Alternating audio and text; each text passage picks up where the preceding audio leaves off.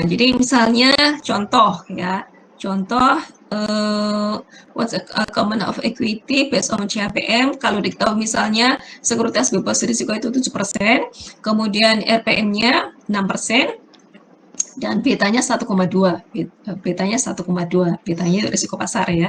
Maka kalau kita menggunakan CAPM, KS sama dengan ini, masukkan saja rumusnya, KRF-nya itu 7%, kemudian RPM-nya itu kan KM minus KRF ya, itu 6%, betanya 1,2%, sehingga KS-nya, cost of equity-nya 14,2%.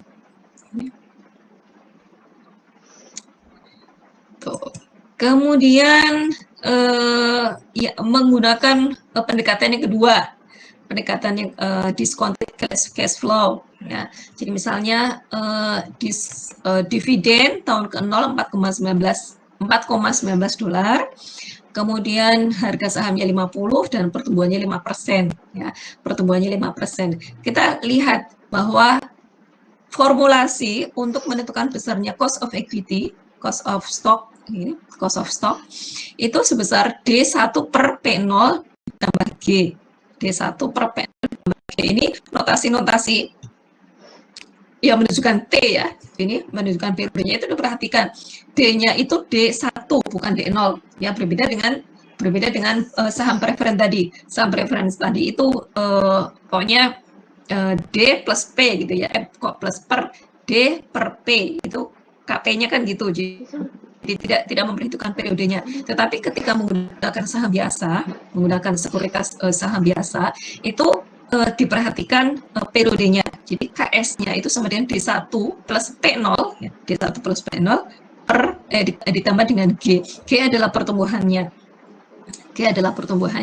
Jadi kalau P0-nya 50, P0-nya 50, kemudian G-nya 5%, D0-nya 4,19 ya. D0-nya 4,19. Kita harus menentukan D1-nya ya. D1-nya berapa sih? D1-nya kan berarti D0 ditambah dengan pertumbuhan ya. Pertumbuhannya 5%. 5% dari mana? 5% dari D0 gitu. Jadi maksudnya tidak usah dipusingkan dengan rumus ini gitu. Jadi kalau D0-nya 4,19 dolar, kemudian pertumbuhannya 5%, ya kita dengan mudah bisa menghitung D1 ya. 4,19 ditambah 5% kali ini gitu. Nah, jadi dari rumus ini kemudian bisa diperoleh G-nya, KS-nya adalah sebesar 13,8%.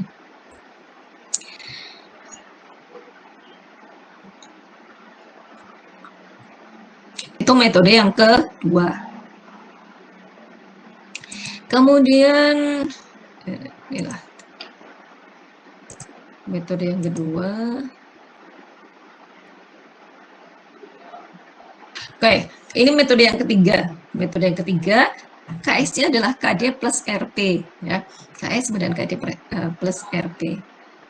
Nah, ya, kalau diketahui udahlah tinggal masukkan hasilnya 14,0%. Oke, sehingga kita bisa mengestimasi besarnya KS, mengestimasi besarnya KS. Oke, jadi dari 3 metode ini ternyata dari data itu bahwa yang paling besar adalah dengan perhitungan menggunakan capital asset pricing model. Oke, itu ya pokok bahasan kita hari ini. Jadi menghitung weighted average cost of capital. Nah, kemudian ketika kita sudah ketika misalnya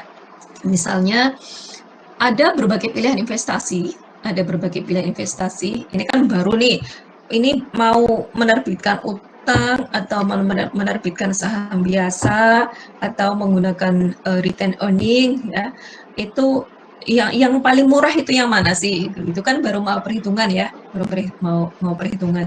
Jadi dari hasil weighted average cost of capital ini, kemudian untuk menentukan satu project tertentu, satu pilihan investasi tertentu, yang mana yang akan dipilih ya, karena ya kaitannya nanti kita mendalam lagi kalau membahas mengenai capital budgeting. Tetapi intinya kita sebagai